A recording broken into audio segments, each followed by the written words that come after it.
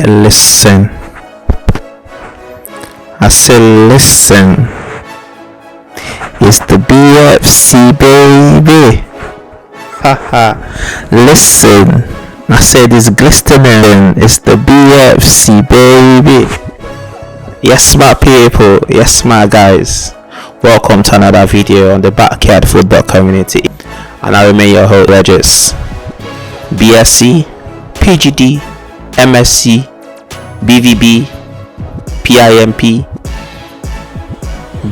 Nah, I don't know half of what I'm saying, but trust me, I know I am half man, half amazing, half man, half beautiful, half man, half generous.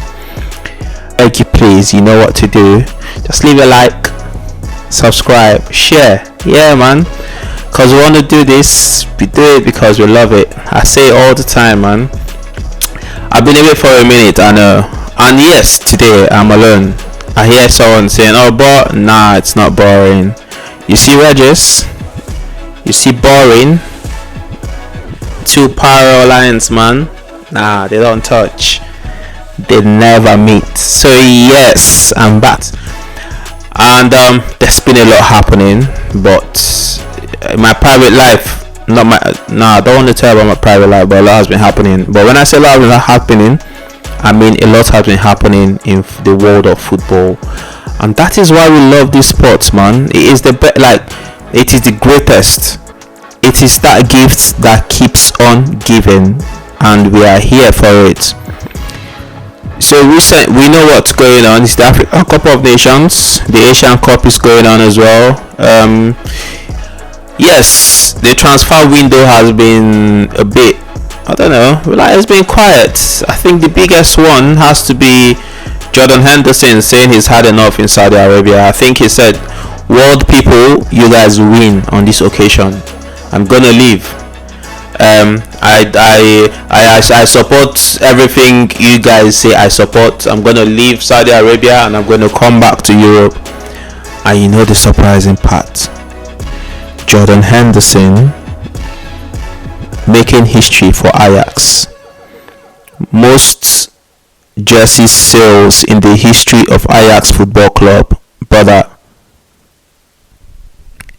what God does not do, no, what God cannot do does not exist. So that is why I tell you, man, you just have to believe. Who would have thought? So that's why when this video makes how many views? Now I'm joking, but it never stop believing. If Jordan Henderson's jersey can be highest selling in the history of Ajax, impossible is nothing. But yeah, that's not the what we are going to discuss today. Is basically African Cup of Nations going on in Côte d'Ivoire, Abidjan, Yamoussoukro, and all them places that I don't know. But it's been beautiful, I can't lie to you. It's been lovely. The group stages, goals galore. If you've been betting on the 1.5, you're losing bare money, because these guys are banging it. They're banging goals. It was literally the last group stage, the last game in Group E, that those, I don't know how they played 0-0. I think they just came together and said, do you know what, let's kick Tunisia out. You play 0-0, I play 0-0. Tunisia is gone. We make it to top 3 finish. Nice. So yeah, it's been a lovely tournament to watch. Big ups to CAF. I think they've done pretty well. And the best thing Côte d'Ivoire, in my opinion, the best thing they've done is the opening ceremony, which was proper. It was proper ground. So diving into it, yeah. Group stage is done. I think we're at that stage where we can now predict who we think is going to win the tournament. So just to do a quick prediction who I think is going to win the tournament. Secondly, what team we think has been the most underperforming, if I'm to use that, and then the highest achievers. And if you ask me now, just tap me and say, who do you think is going to win? Based off of what we're saying in the group stages, I'm going to go straight Senegal. I would say Senegal. They've played some brilliant football, especially against Cameroon, building up from the back, taking the attack to Cameroon. And Cameroon, to be honest, had little or no answers to what they were doing. I think that's the game I watched from Senegal, and they're really good. So Based off of that, I'm going to say Senegal to win the tournament again, to defend their championship or defend their title. But this is why it is football. It is football. You never can tell. The team that has underperformed for me, I'm going to go straight in, has to be Cote d'Ivoire. Because I don't see why a team like Cote d'Ivoire with defenders, Ndika, Evan Ndika of Roma, you have top defenders, Ndika, Kosono, and Diomande. These guys play top leagues in Europe. Why are you shipping in goals? Why are you waiting for to qualify as best losers? Why are you? No, it has to be Cote d'Ivoire for me. And sacking their coach, to be honest, it didn't come as a surprise. And I think the FA of Cote d'Ivoire, congratulations to you guys on that ruthless decision to do that. I support you. The manager is not, he has underperformed in my opinion, because he has the materials, he has the players, he has the stadium, he has the fans. So you cannot be performing so poorly. It's been woeful. That opening game against Guinea-Bissau, I think looking at the other two games, is probably just openers' luck, because they just had to put on a show. If that game was probably maybe the third game of the tournament, who knows, when other teams would have played and the eyes and attention, it wasn't too much on them, they probably would have drawn that game. Guinea-Bissau were made them look good. So yeah, it has to be Cote d'Ivoire. You can't have three defenders like that and you don't know how to play them. You have to have a formation where you play these three guys. To me, I just think Ndika is in his, well, I don't want to say in his prime, but he's playing week in, week out for Roma. Diomande is playing week in, week out for Sporting. And you have Kosono, who is literally breaking into the Bayer Leverkusen team. These guys are, Leverkusen is sitting first in their league, Sporting is sitting first in their league. Okay, Roma is not sitting first, but obviously they are AS Roma. So yeah, he just decided, I'm going to play three midfielders no matter what happens. Bro, that's why you're a manager. You need to be able to switch things, change it. Someone Adingra not playing, come on. You have people who can play. You can play 3-5-2 formation. So if you want me, I'll teach you. And then for me, will I say overachievers, or the team that's caught my eye? Oh no, it has to be Cape Verde. I don't know where these guys have come from, but they've blown everyone out of. I don't think anyone would have expected this, because when you see a group with Ghana, Egypt, Cape Verde, and Mozambique, I don't think anyone will give Cape Verde a chance. Talk more of topping the table, topping that group. So yeah, it has to be Cape Verde for me. I look at the team. What do they have? Nothing. Just cohesion, belief, running for each other, working hard. So yeah, congratulations, big up to Cape Verde. You guys keep doing what you're doing. I think their star man Bebe got injured and was, I think, in their second game. I hope he gets back, because I want to say full squad. I don't want anybody to be disadvantaged. It won't be nice for the tournament. Let everybody come out and play to their full strength. So it has to be Cape Verde for me. So Cote d'Ivoire, for all their stupidity and all the rubbish they will be playing Senegal in the round of 16. So we'll be waiting for that one. We'll see how that one pans out. Again, it's football. You never know. I hear the fans were booing them when they lost 4-0 to against Equatorial Guinea. So if the fans are back on their side, you never know. New manager, new mentality. So whoever is the new manager, new coach, or whatever it's called, I've given you an idea. You need to play three at the back. Odilon Kosono has to be playing football. Ivan Ndika and Ousmane Diomande, however you want to play, those three have to be in your starting 11. Switch it up, big man. And if you guys do it, you need to give me my credit.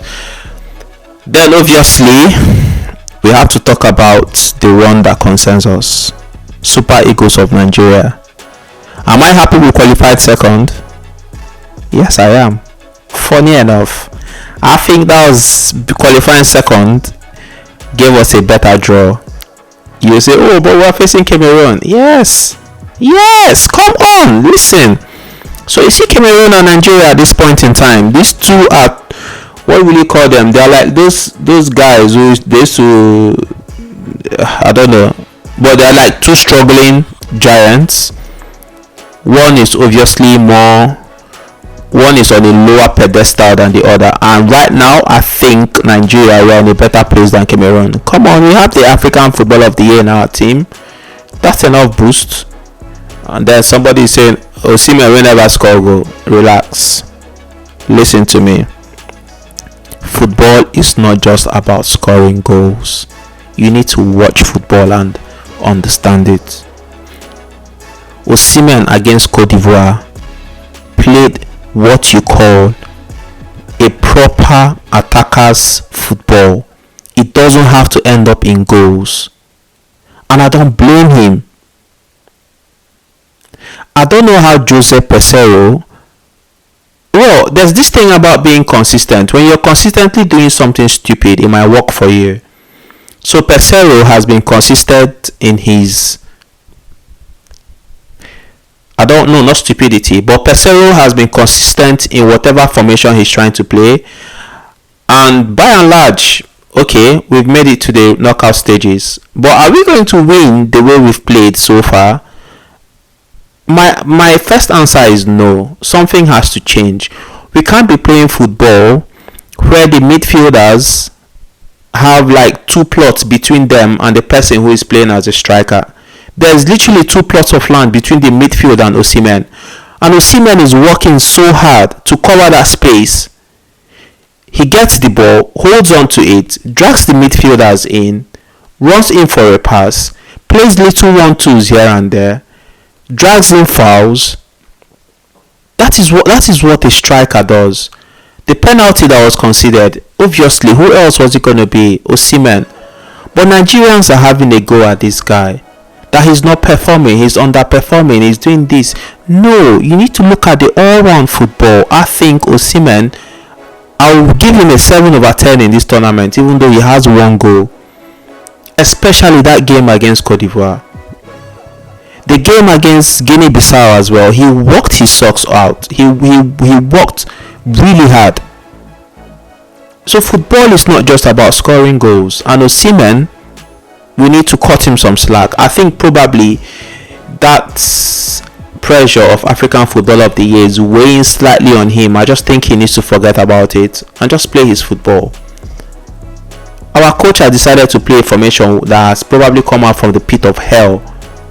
But it's fine. If you use it to win matches, fine. You're tight at the back, fine. We've considered only one goal. Okay. We are going to play Cameroon. Cameroon has considered they considered 2 against Gambia, and Gambia has not scored any. Before then, Gambia in 2 games, Gambia didn't score any goals. So are we going to score against Cameroon? Obviously we will. We will score Cameroon. Are we going to be tight at the back? I think we will. But something has to change because the football is not beautiful. We can't be playing this football where Iwobi, who is supposed to be an attacking midfielder, is playing literally. He's closer to the defense than he is to the attack. What kind of football are we playing? Anyways, I'm here to give my predictions for the Nigeria-Cameroon game, and I'm going to say 2-1 Nigeria. Let me know what your thoughts are. Let me know what you think in the comment section. 2-1 Nigeria come Saturday, 9 p.m. 8 p.m. GMT, 9 p.m. Nigerian time. But Joseph Peseiro, I'm sorry, I don't know what we are doing. We can't, if we continue like this, somebody is going to, sooner than later, we are going to be embarrassed. Definitely not by Cameroon, because Cameroon on their own, you can't be struggling against Gambia. I'm sorry. So we will beat Cameroon. After Cameroon, after that, I don't know. I do not know, because the formation is not forming. The style of play is not styling. The build-up play is not building. Nothing. Just pass and inshallah, make me run, enter here, pass me ball. No, now. Yeah, when I said I like the second position, what I mean is if we had qualified first, we'll be playing Guinea. Now let me tell you my theory. Guinea, we lost to Guinea in the the build up game to the Nations Cup, warm up game. Yeah, that's what it's called. Somebody will say, "Oh, we did not use our first 11, bro." It's mentality. Those Guinea guys will line up and say, "Shebi, we beat these guys not too long ago. Let's do it again." I know it doesn't work that way, but anything to hold on to is mentality. Secondly, their top man, Serhou Guirassy, I think he came into this tournament with a little knock. He didn't play their first game. He featured properly in the last game.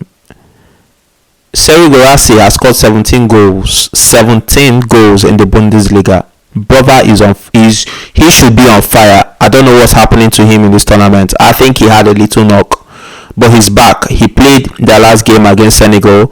He was brought up for the guy who was deputizing for him. That Mohamed Bayo guy also plays top flight football in France. So they've got serious attackers.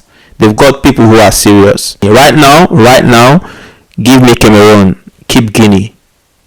So let them go and have the Equatorial Guinea versus Guinea derby or whatever it is. I don't know if it's a derby for them. But yeah, I'll leave it at that. I say Nigeria 2, Cameroon 1 come Saturday. The Indomitable Lions, what they've done to us in the Nations Cup. If I start now, it's plenty. But I think that table is turning now. It's turning in our favor. I remember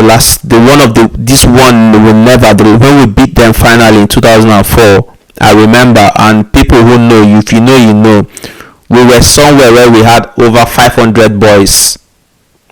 500 watching one small 21 inch. Was it 21 or 40 inch TV?